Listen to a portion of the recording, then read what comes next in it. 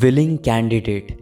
Recently, I was in a selection committee to recruit a software engineer for a small firm. There were many young girls and boys anxiously awaiting their turn. They were all in the age group of 21 to 24. It was probably the first interview for many of them, and they looked tense.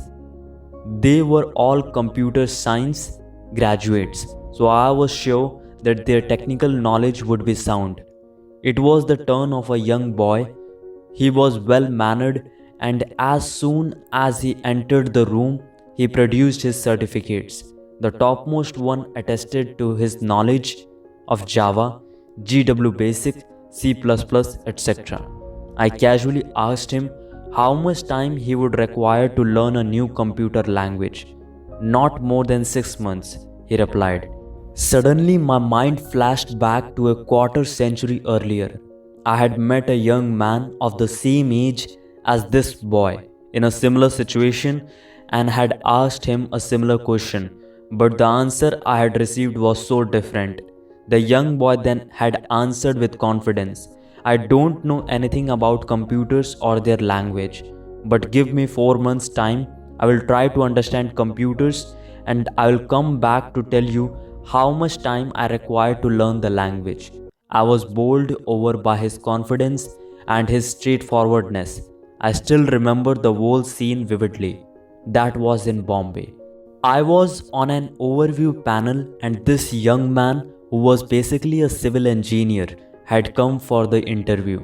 It was for the post of a software engineer. Many people had done well in the interview. He was the last candidate to appear. He entered the interview room with a very clear mind and was very frank. He was given a logic test not related to computers, and he solved it quickly. He made it clear that he had no computer background, but that he was ready to learn and, if found good, hoped to be given the job. He got the job, worked relentlessly, and came back saying, "Give me any language. I will learn it in 10 days. I will master it. Computer language is just a tool. The essence of programming is logic. One requires good logic, and that I have mastered." Over a period of time, he did master many languages and became one of the most successful programmers I know.